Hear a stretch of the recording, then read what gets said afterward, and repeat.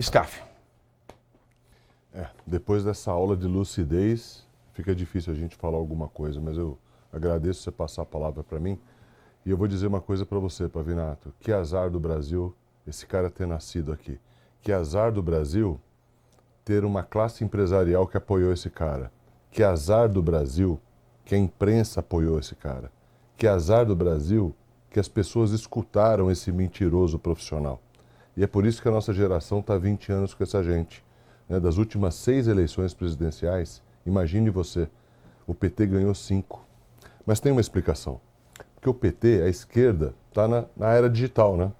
E nós, da direita, infelizmente, é muito difícil ser de direita no Brasil, pelos acontecimentos que a gente está vendo aí, nós estamos ainda na era analógica, né? Ressuscitando corrupção no governo, ressuscitando essas pessoas que não fazem nada, esse esclerosado, que desde o primeiro dia eu falo que ele está esclerosado, é um anarquista, né? Ele não tem nada a perder, puseram esse cara no poder, porque ele assina para todo mundo lá em Brasília, né? Porque Brasília, com raras exceções, é uma quadrilha para roubar esse país. Então, esse país é muito grande para a gente ter essa oposição apequenada que a gente está tendo agora, né? Com essas coisas pessoais, com essa mediocridade dessa oposição que está fazendo a gente passar vergonha. Porque quem está no governo não está nem aí se está passando vergonha ou não. Eles estão no término aí de mais 4 anos sem entregar absolutamente nada, sem fazer nada pelo país, sem fazer nada pela sociedade civil, empobrecendo as pessoas. Aliás, o discurso do PT é fenomenal. Eles querem combater a fome que eles mesmos produzem. Então eles fazem uma economia pífia, eles endividam o país, eles quebram tudo, as pessoas começam a passar fome e eles dizem, nós temos que parar com esse negócio de fome. Faz 30 anos que a gente escuta essa baboseira, mas tem um motivo disso, Pavinato. Tem cobertura da imprensa, com raras exceções. Tem cobertura da classe política, com raras exceções. E tem cobertura da classe empresarial, que é uma pena falar isso. Uma classe empresarial que a gente devia proteger nesse país, que é uma classe empresarial que trabalha, que gera emprego e que paga e recolhe um imposto absurdo, gente defendendo um esclerosado, um mau caráter que envergonha o país perante o mundo. É isso que ele é. Aí, Eduardo, então nós temos aqui, retomando, nós trouxemos a primeira fala do Lula, em que ele fala de 2 coisas, da seca e da fome. Ele diz que a seca é um fenômeno natural e que a fome é um fenômeno político. Um fenômeno natural é um fenômeno natural, né? A gente tem que aceitar e trabalhar com o que se tem. Mas a fome, como fenômeno político, ela traduz essa realidade como falta de caráter do governante federal e do governante estadual. Foi o que ele disse. Ou seja, ele, que há 12 anos é presidente, é o maior cara de pau, o maior pilantra, o maior canalha, o maior verme, o maior parasita, o maior mentiroso, o maior vagabundo que esse país já viu. É isso? Exatamente isso, Pavinato. Até porque, né? Até porque ninguém ficou 12 anos no governo. Não, ninguém. Quer dizer, só o regime militar, mas se você fizer o cômputo do período da Dilma e o Lula 3 com o Lula 1 e 2, a gente chega perto do regime militar. Né? Ou seja, um longo período que nós temos de PT no Brasil, uma desgraça completa. Nós iniciamos a pauta aqui informando que não basta um recorde negativo, você dobra a meta. Né? Então tem o recorde negativo da estatal, esse mesmo sujeito, responsável pela atual administração, ele faz este apontamento informando que a culpa é do governante. Ah, não, mas a seca é algo natural. Então o que seria de Israel se fosse aceitar? Não, é algo natural. Né? Vale lembrar que o presidente Jair Bolsonaro, no período da administração dele, ele tentou fazer esses convênios. A gente lembra muito bem que teve sabotagem em governos estaduais para viabilizar, por exemplo, o aprimoramento e até a aplicação da tecnologia de Israel, que sempre ele falava, para extrair a água do solo e acabar ajudando no período ali, eventualmente, no aprimoramento da agricultura no Nordeste, exatamente para expandir o agronegócio no Nordeste. O Jair Bolsonaro já apontava isso. Não, você lembrou bem.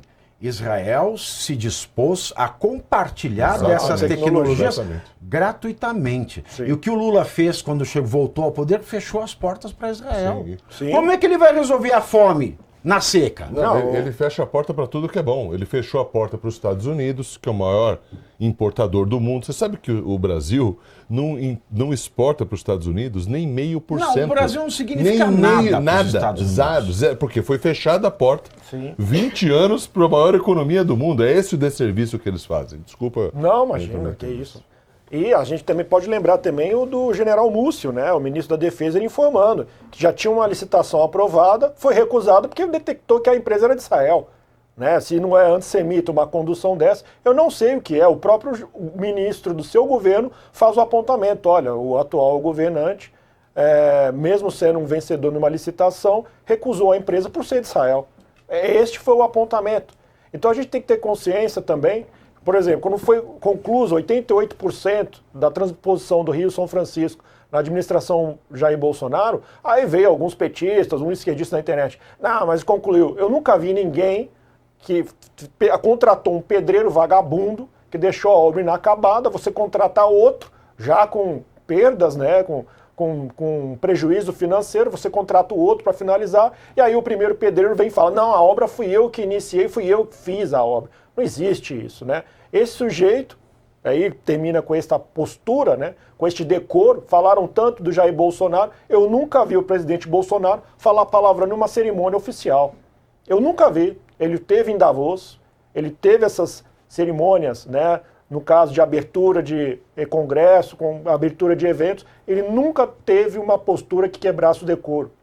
Quando tentaram deslegitimar a postura social do presidente Jair Bolsonaro, ou ele estava numa postura informal, aí é motivos óbvios, é o jeito dele, é o natural dele, ele lidando com o povo, ou aquela farofa na roupa dele, comendo frango, mas nunca fez esse tipo de postura, tomou esse tipo de postura em uma cerimônia oficial, formal, como presidente da República. Ah, mas e a reunião dos ministérios? Aquilo ali, o ministro Celso de Mello, ele obviamente acabou revelando para tentar denegrir a imagem do presidente Bolsonaro, o que acabou ajudando, na verdade, que ele era uma reunião interna para com os seus ministros.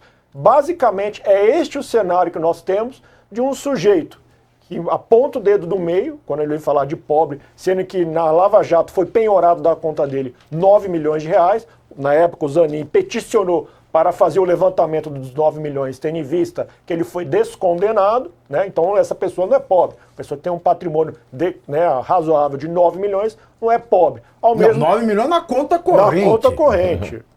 Na conta corrente. Então esta pessoa não pode se dizer próxima, né? Nós miseráveis. Não. É este o sujeito que usa um kefir, aquele lenço palestino, com a descrição em árabe, morte a Jerusalém, e os seus seguidores falam do rio ao mar, ou seja, morte a todo Israel. Basicamente, de forma objetiva, Pavinato, é isso que resume este sujeito, o atual presidente da República. Eu tenho muita pena, que tem muita gente aqui no chat que fica dizendo assim, né?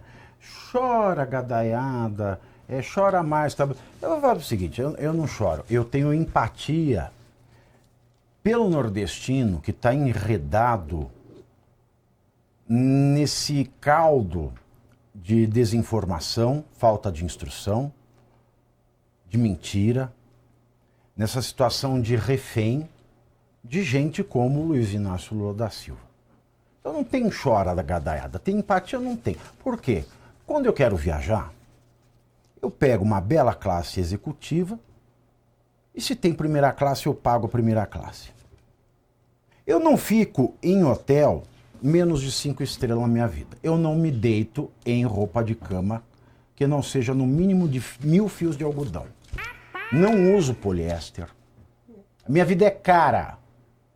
E eu trabalho igual um corno para manter os meus luxos. Não ganho 1 centavo de dinheiro público. Então eu não tenho por que chorar. Na minha privada tem descarga. A minha bosta vai para o esgoto. Eu ligo a torneira, sai água tratada. Eu ligo o chuveiro, cai água quente. Eu bato no interruptor, tem luz. A internet da minha casa é boa. Eu moro num lugar bom, eu vou chorar pra quê? Agora, eu tenho empatia pelas vítimas desse governo. Coisa que esses maníacos que votam no Lula e que ficam no chat enchendo o saco não têm. Não tem empatia nenhuma por quem é privado de um mínimo de decência na vida para ficar sendo usado de escudo humano por populista vagabundo que todo mundo sabe o que já fez na vida. Que ninguém explica como adquiriu o patrimônio que adquiriu. Então tenham respeito pelas pessoas do Nordeste, não é por mim.